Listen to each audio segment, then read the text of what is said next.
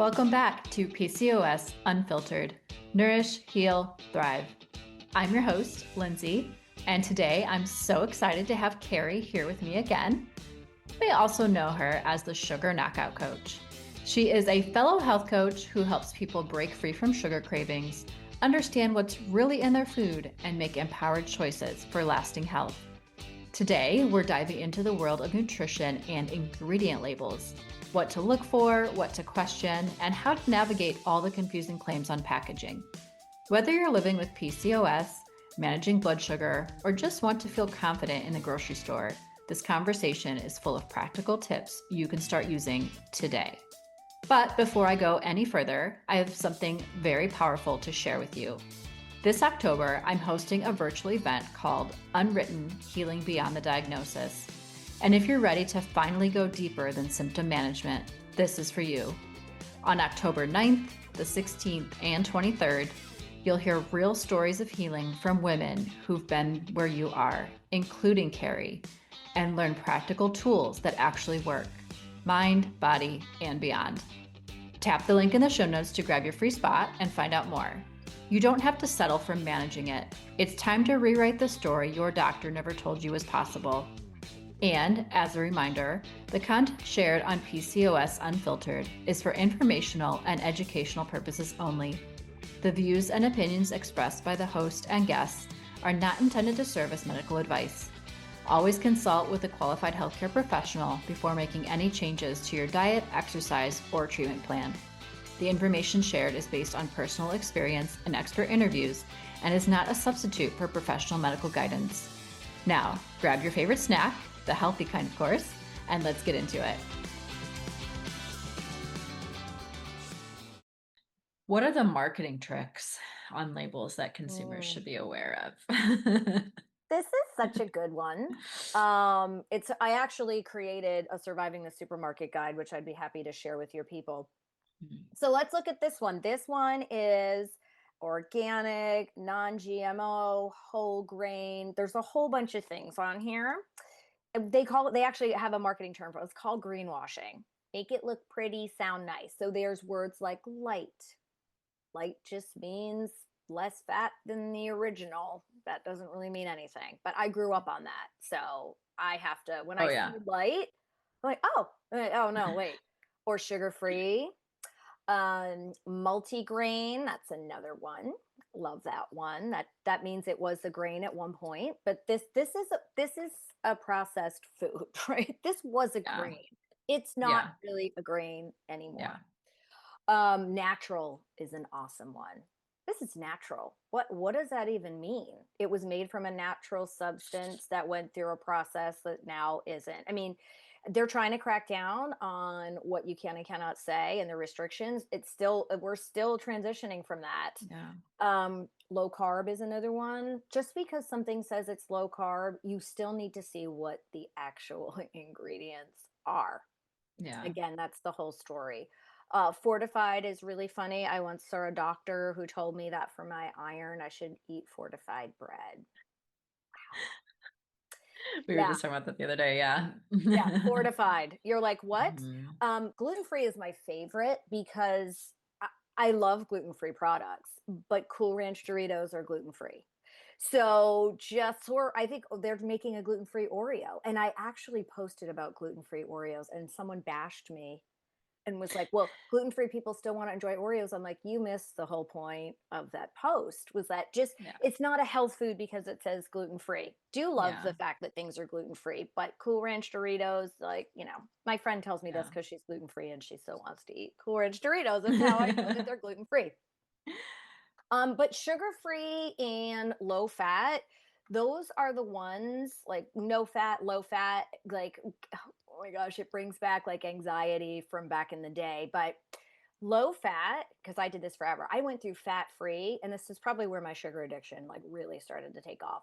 If there is no fat in there, there is a ton of sugar or artificial sweeteners because it needs flavor, right? It needs fat is where like the flavor is. Now we're starting to see that there are fats that are healthy. There are some that aren't, but it is artificial sweeteners, which again, we talked about are just bad. They're just bad. Like sucralose is a thyroid disruptor. They know this.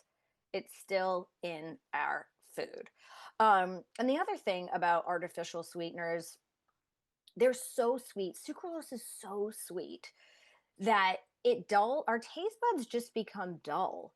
And so when we start removing that stuff, like a strawberry doesn't taste great, even though they're sweet and ripe and delicious. Honey doesn't taste as sweet as it should because our Yeah. taste buds are so used to super duper sweet that's not Mhm. natural. It's not natural because it's chemical. And so as I said before, these cravings for sweets, um when you eat something like sucralose, even though it's calorie free, it's sending a signal. You taste something sweet, it sends a signal to the brain, we're eating, let's get ready for digestion. The stomach is like, yay, and then no food shows up.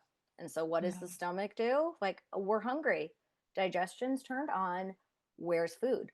So then it starts sending out signals for food. And this is how artificial sweeteners make, like, we gain weight because we eat more food. More. We Yeah. eat more food. And I mean, for my folks who have sugar addiction, like when they're hungry, they're like, they want sugar. Yeah. Yeah, and like we said, they're still on the tables. I'm still amazed by it. They're still at the coffee shops. I'm like, Oh my gosh, yes. Yeah, I mean, if that's all you're feeding your body, that's all it knows, and it's going to ask for more of that because it thinks that that's what it needs. And I was even thinking about this too with like with you were mentioning like the artificial like flavorings and stuff even too, yeah, where like strawberries, might taste sweeter and stuff. Because if your body only knows asking for the artificially flavored, strawberry flavored, whatever it is, like yeah, that's all it's gonna know. So when you actually have a strawberry, your body's gonna think, well, what the heck is this? yeah. And Like, eh. And yeah, then I mean, exactly. and then you're putting sugar on your strawberries. Like, Oh what? my gosh, I used to do that. I used to do it too. I used to Yes. do it too. It's all right. So it's funny. A couple weeks ago, one of my clients was like, "Have you heard of this allulose?" I'm like, "No, I haven't really heard of it, but somebody like that I respect in the gut community uses it on Mhm. products, so it can't be that bad." I tasted a creamer with it. It was so sweet Yeah. with the smallest amount, and I basically was like, "I don't know what it does to your metabolism, but I'll tell you what it's going to do to your taste buds. Yeah. It's so Yeah. sweet. It's Yeah. crazy." And yeah, I mean that's another good point because your taste buds will change as you start Yeah. making these changes. I know like mine definitely did, even just Mhm. going gluten free. That was yeah, I probably replaced like we kind of mentioned, replaced some of those things with more sugar heavy items. Um, but even just, you know, gluten free item like they're removing the gluten items, Yeah. my taste buds changed. And then yes, once I started removing more sugar, my taste buds changed. So that's Yeah. definitely something to keep in mind too. If you're like, "Oh, why does this not taste right or it Yeah. tastes different than I remember?" Yeah, Yeah, like a sweet that's why. potato actually tastes sweet if you're Hmm. not eating all the artificial sweeteners and all the sugars. I mean, Yeah, like, yeah. yeah, yeah. Um, and so those claims, low fat, sugar free, would you say those are reliable? I mean, yes and no, right? If you just want something sugar free, but if you want to actually care about health and like dig a little bit deeper into what that is, like you just have to be your own advocate, your Yeah. own detective. And like we said, start small so it doesn't feel overwhelming. Yeah. Yeah. Exactly. Because there's so much more. Yeah. You have to think like, what is my goal here for sure? Yeah. And your goal is going to change, Hmm. hopefully. But like you said, if it says that, depending on what your goal is, you may want to turn it over. So, Yeah. I mean, remember Snackwells? I think we talked about this last time. I think they were a fat-free cookie, and oh my gosh, I ate the heck out of them. I also there was drank a Crystal big, Light, which was yeah, sugar-free, which was yeah, made with, I mean, I think aspartame, not even sucralose at that yeah, point. yeah. Yep. Yeah, I remember the Fiber One bars back in the day Oh too. I mean, yeah. I know they're still around, but oh my gosh, I Yeah. used to eat a lot of those too. Mhm. Yeah. Yeah, so we've done it. We've been there. hmm For someone new to label reading, what's a simple step that they can take to start making better food choices? I think you start with like what are some of the non-negotiables and what are the things that you love? Like I have a client who loves ketchup, right? Like she was going to eat ketchup no matter what. So Mhm. can you pick the 2 to 3 things, 2 to 3 at the most or 1 to 2 Exactly. that you're like I love this. I'm not going to not eat ketchup, but I know I can't have the one with high fructose corn syrup and just start looking for alternatives. Mhm. Read labels and try them. I always think condiments are the best place to start because a lot can hide in there, like we talked about the dressings, the mayonnaise. Like, I Yeah. mean, I love mayonnaise and ketchup, like I do, but I have to find the Yeah. right versions. Um, and some there are some companies that are doing it right. I love Primal Kitchen. I use their I sugar-free love their ketchup stuff. because it's Hmm actually sugar-free. Their mayo is actually made with avocado oil, but it's right next to other ones that are making like they're all on the organic shelf, Yeah. but you have to look at a lot of them. So yeah, just pick what you really want to keep in your life, you know isn't great for you, and you are determined to find a better alternative. Yeah. Yeah. The condiments is a great point. Because Yeah. especially with the serving sizes like you talked about, because that can add up super quickly. Yeah, I'm a big Primal Kitchen person. And what I will do sometimes too is just add in like a little drizzle of honey just to Yeah. sweeten it, They even have a barbecue sauce that's unsweetened and same Mhm. thing. I can add my own honey to that. Or sometimes I might even add in my own coconut sugar, but like that way I'm controlling the amount Yeah. that's in there. I know exactly what's in there. I was going to Yeah. bring up peanut butter or Yeah. any nut butters really are another great point too, because there's so many of those oils that are hidden Yeah. And so in easy to those. transition over. Like the Mhm. consistency of the peanut butter is a little bit different, Something to but get used to. so Yeah. it's something to get used to. Yeah. But then once you taste that and the one that you were raised on, because I mean I was raised on Jiffy and all that stuff, and Yeah. even the Yeah. healthy natural Jiffy, please still read the label. Just because Exactly. it says natural in the front, please read it. Yes. But that's another good point. That's a place you can Yeah. make a huge, especially if you're eating a lot of peanut butter. It's such a great place to shift. Yeah. Yeah. We're both big on mindful eating. So how does that tie into label reading? I love this question because when we think of mindful eating, and it absolutely is slowing down while I'm eating. It absolutely is. And a lot of my women, we teach to just take breaths in between or even before because we're so used to just shoveling food in. But I Mhm. challenge you to think of it as even when you're buying food, even before you go, can you be mindful? Like we just said, there are a couple things you want to change. So you're mindful about that. You're not rushing through the grocery store just grabbing stuff because it says natural, healthy. You're paying attention. Like that's really where you need to be doing that, I think. And you know that before you go. I love to fly through the grocery store, but I also know what I'm getting now because I love to go in Exactly. the morning when nobody's there, Oh yeah. right? I like no one's there. But if you start to think about, okay, I'm going to be there for, 5 extra minutes because these are the three things I'm switching out. And you can start reading labels and say, you did grab the ketchup that says sugar free and then it's got sucralose or something in it. And afterwards, like, how do these things make you feel? I think is Oh, another really mindful thing. Like it's not just about calories, it's about the ingredients and being mindful about how, like when you're tuning into your body, and I know Lindsay and I talk a lot about this in ours, is like how are you feeling after you eat, is how you can start tying to some of these things. And that might be the things that you're really like, these have to go because my exactly. stomach aches after I eat these things. But just being conscious and mindful when you go, when you're shopping, like before you even get there, and Huh. making the decision of what you, again, like what are your non-negotiables? What's something that needs to be in your life and you need the healthiest version of it? Yeah. Yeah. I love that. I had a client when she first started my 90 days. She said she spent like 3 hours in the grocery store. Like when I taught her to start reading the labels and we talked specifically just about sugar. And Yeah, so I definitely would not recommend that. Do what Kerri said and pick like just, 2 or 3 that you're gonna Uh, actually read the yeah. label and try to find an alternative for. Because yeah, you could spend 3 hours potentially in there. I thought you were going to say she spent like $300, which you can also No. do. So Yes. it's like, again, and she was probably so fascinated because when you start She going down the was. rabbit Mhm. hole, you just cannot believe it. Yeah, yeah. When she told me that, I was like, "Okay, well, she's a teacher, so she had the Oh, summer yeah. off so she could do it." But, most of us don't have time to spend 3 hours in the grocery store, but it's definitely yeah, Yeah. pick those couple things you wanna Yeah. tackle first.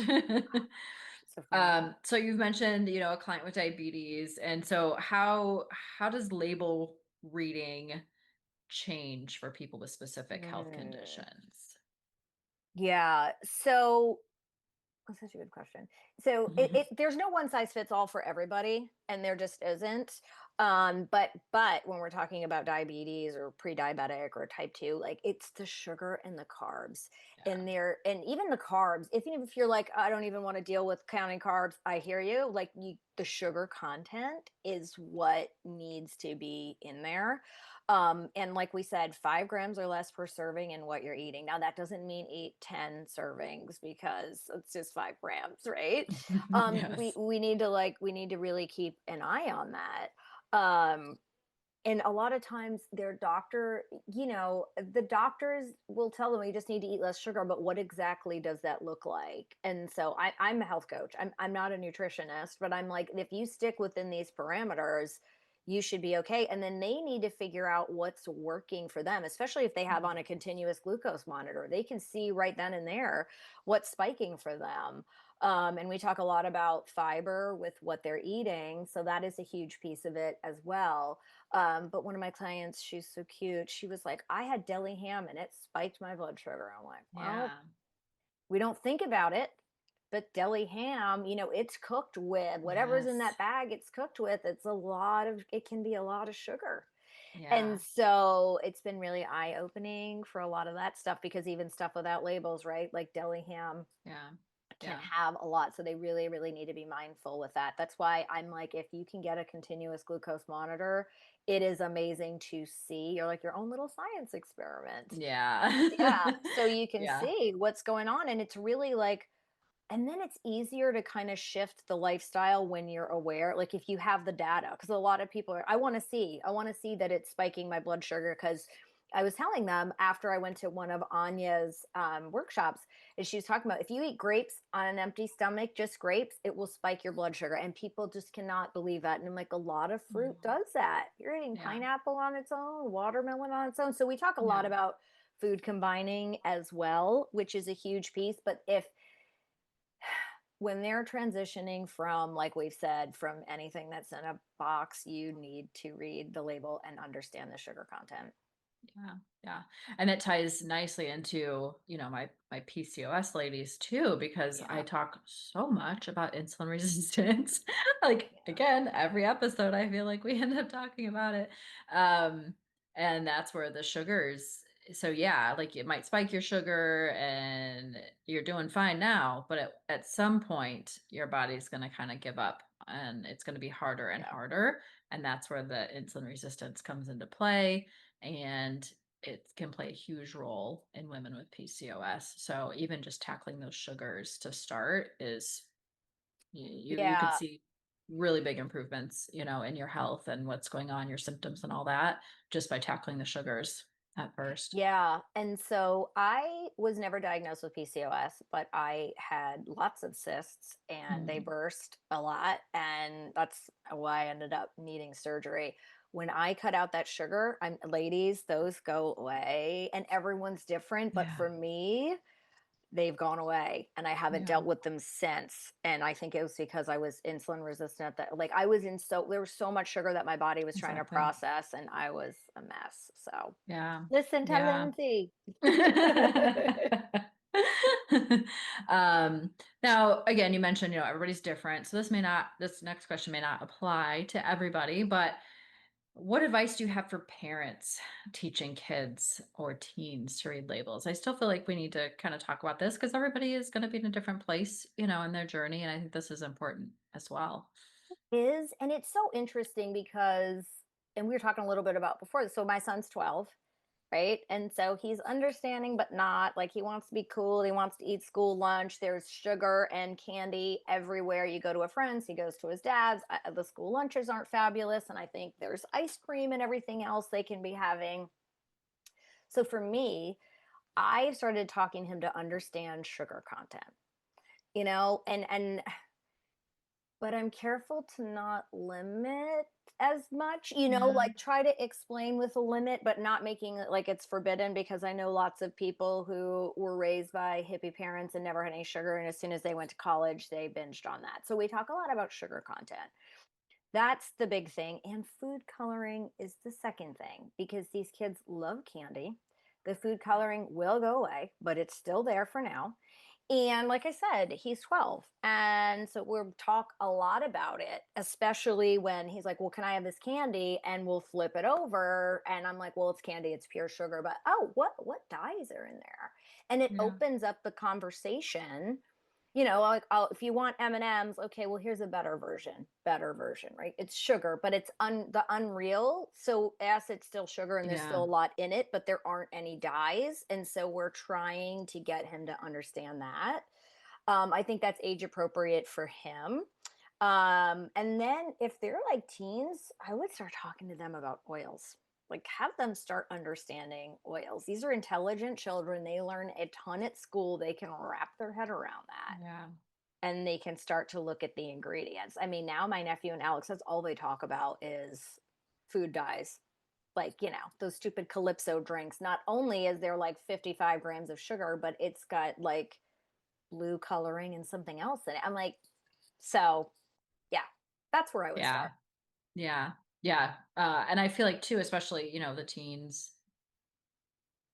teen girls getting into, menstrual cycles and all that stuff Yeah. too. I think even just addressing some of those, they might even see these things that I was told for years were normal, during Uh-huh. my period, Hmm. that once I finally figured this out 20 years later, I Yeah. mean, Yeah. but but Yeah. I was like, wow, it does not have to be this way. So even learning that stuff at that age, at that Yeah. teenager age when they're really kind of all the hormones are going crazy too, and trying to manage that stuff more, I think just by teaching them, yeah, about the sugar or the oils, like you mentioned, they Yeah. might see an improvement and they might start kind of, putting the pieces together as well once they maybe start feeling better by Oh, trying some of yeah. that stuff.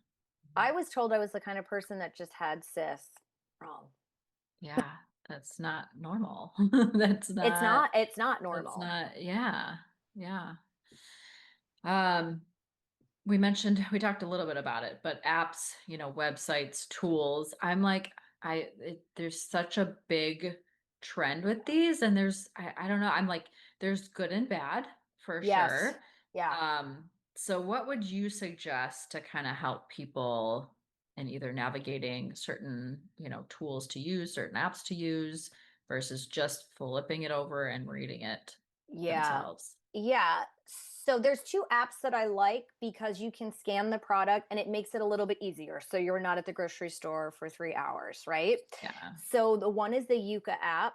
Have you heard of that one? Everybody Oh, likes yeah. that one. I think And that's probably the biggest one that I I hear think about. that's the Yeah. biggest one, and Bobby approved. So I like it because it will tell you why it's good and bad. It will also suggest alternatives to what you've scanned. So that could be easier while you're at the grocery store in Mhm. that moment. Or you can look through your history on the phone, which is great. So you can be like, okay, I scanned this, but I still, we had it left at the house and I'm finishing it. Like, what can I look for? But this is what I will say about those apps because it still kind of doesn't give you the whole picture. But that's why Exactly. I'm like, tell me why it's bad. So Alex eats I call them meat sticks, but those like protein sticks of meat, Yeah. right? Yeah. And so I scanned it in Yuka and it said that it was rated poorly. And I'm like, oh my gosh. And I'm looking through the ingredients and I'm like, why? Like, what could this be? And it was because of the sodium content. It said there was a lot of sodium in there. And I'm like, ah, okay. Well, I mean, we don't have a history of that. He's not having any issues with it. Now, I'm not going to let him eat 4 of them, but he can Yeah. eat 1. So you still kind of have to navigate through it. And yeah, you have to kind of navigate and see, like, what does this information mean for you? Yeah. Yeah. It may not take into account, the full picture, or yeah, that's Yeah, and perfect. so You definitely have to earlier I decide. scanned this, right? And it out of it let me read it to you because I was like, this is fascinating. So it Yeah, I'd be scores out of interested. 100, scores out of 100. A 58 out of 100 is good. Okay. If my son gets a Okay. 58 on a test, we're not good. And Yeah. so it's organic, it's got fiber, it has no additives. Oh, here are the negatives. It has 11 grams of sugar. Yes. Like, to me alone, that should be at the top. Because I was like, Exactly. why is this bad? Why are they saying that? And so you can look through and it'll tell you all the good things about it, all the bad things about it. But again, like, I know this isn't good. And a rating Yeah. of 58 is Yeah. not good. But if Yeah. this is better than what you're having, please have that as you're figuring out what you're going to transition to. Yeah. So because I don't use those apps. So it does give you the reasons why Yes, they are you have to click on okay. it. So let me go back cuz this is Like fun why with it's the either good or history. bad. Yeah, this is fun with the history of it. Oh, what the heck? Oh, now it won't do it. Um oh. Oh, it's trying to scan. That's why. No. So is my history. So then I'll scan something fun at the grocery store, just, So like Oscar Mayer hot dogs are bad for you. But it will say why. And you click on, like, I like to click on, like, if it says additives, you click on additives and Okay. it will open it. And it says there's 3 that are risk free, 1 that's limited risk, then 2 that are high risk. And then you hit more info on additives and it'll tell you exactly what they are. And Okay. it's nitrates. Okay. So it Yeah. started to do a little bit of education. And you can click on it and see why some of these are good. But again, if you're a diabetic and they're telling you that this is good, but 11 grams of sugar is way too much for you in a serving, Yeah. that's not for you. So you have Yeah. to navigate through that. I taught a workshop where we used the Yuka app, and then everyone was just scanning the whole next day. I'm like, okay, now we're going like complete overboard. Oh my gosh. So, I mean, yeah, long story short, basically they can be great, but you still have to kind of be your own detective and know what works for you in that moment, which again can change as you progress. But yeah, for wherever you are in your life, yes, you have to still kind of know if that is truly what you need. Yeah, So, but it can definitely. shorten the time and take some guesswork out of it. So that's Exactly. nice. Yeah. Yeah. What's the most memorable client success story that you've had related to label reading? Oh, good one. So I I don't judge in my program. Like, I have zero judgment because I've been there. And Been there. so Yeah. yeah, totally been there, and you just don't know. And so one of the ladies in my 90-day program, she had missed a group call, and so I'm like, let's catch up. And it was week of cutting out added sugar. Like, that's a big week. I'm like, we need to talk this Mhm. out. And so I'm talking, she's like, yeah, I'm not eating anything with sugar. I'm like, you're not? What'd you have for lunch today? And she's salad with this dressing. I'm like, oh, it's a dressing from home. Brought my own dressing. I'm like, let's look at the dressing. And so as I'm talking to her, she turns it around and she starts reading what's in it. And she's like, and 5 grams of sugar. And this is when we were doing 0 added sugar, right? Because usually 5 grams, I'd be like, all right. And she was like, oh my God, why is there sugar in this? I'm like, yeah. And then she told me she had a snack. She had dried fruit, dried pineapple. Mm. Pineapple, okay? Yeah. And I love dried mango, and those you can actually find without added sugar. And so I'm like, well, let's take out that package. And she's like, oh, it has this amount of sugar. I'm like, oh, we don't care how much added sugar. And she's like, why are they adding sugar to it? And it was awesome because her and I were both just laughing, like, this is crazy. And Hmm. the aha moment of, oh, yeah. And watching that, like, realization. But then she was so great about finding alternatives and then sharing them with everybody because she was one Yeah. of those people that was like, I am eating ketchup. I am Yeah. not making my own salad dressing. I'm just not doing it. Like, she's like, I'm Yeah. busy. I work all these hours. Like, I'm just not going to do it. And she would find, like I said, she was on the hunt for the ketchup. And that's how I found the ketchup, because she was finding sugar-free options and then figuring out that there were garbage, that they Yeah. had artificial sweeteners in them. So it was great to watch her find all the alternatives, like making it her own. Again, this doesn't have to be go live somebody else's lifestyle. You figure out what you want to eat, and then you find the best versions of those. Yeah. Yeah. Love that. What's one myth about nutrition labels you want to just bust right now? I think we've already busted it, but no health claim on the front should be taken for granted. Just Yeah. not the truth. It's just not the truth. You need to just read the ingredient list. Yeah. Yep. Final tip for listeners who want to get confident reading labels on their own. What would you say? I would say start in your pantry. So you're not standing at the grocery store doing all that. And you don't, and as you're doing it, again, pick the 2 to 3 things. Don't feel like you need to redo your entire pantry, because you might be like, I have nothing to eat. Yeah. So pick 2 to 3 things in there that you are committed to finding a healthier version of. It can be that simple. Yeah. Yeah. Perfect. Yay! And then, so yeah, don't miss Kerri. She's going to be speaking on the first night of our event, which is called Unwritten, Healing Beyond the Diagnosis. And you're going to be learning how to write the story that the doctor never told you was possible. So all of the speakers have healed beyond their own diagnosis and now are teaching others how to do the same by, walking and through their own journey. But otherwise, how would somebody get a hold of you? I'll put the links and everything in the show notes as well. But what's the best way to contact you? I know you also have a cookbook as well. Yes. So if you go to my website, which is empower-wellnesscoaching.com, my digital version of my cookbook is on there. It's called the Sugar Knockout Cookbook.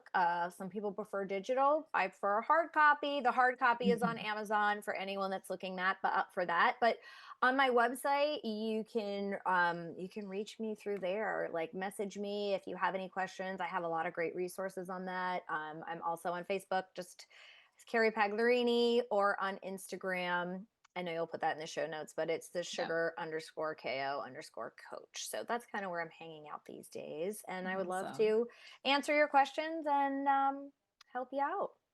Awesome.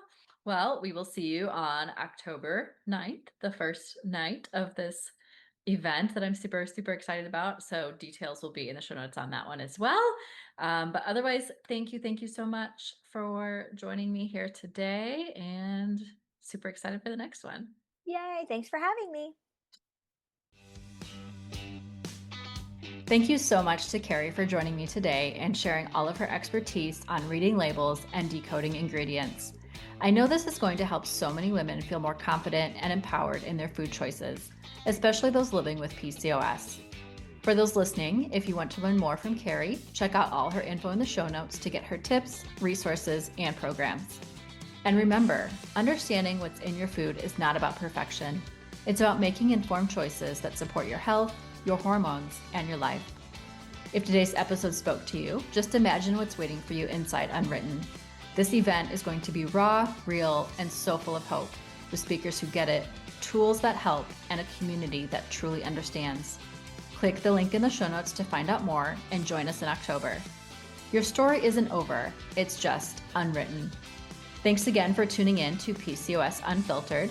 I'll see you next time when we continue exploring real strategies for healing, nourishing, and thriving from the inside out.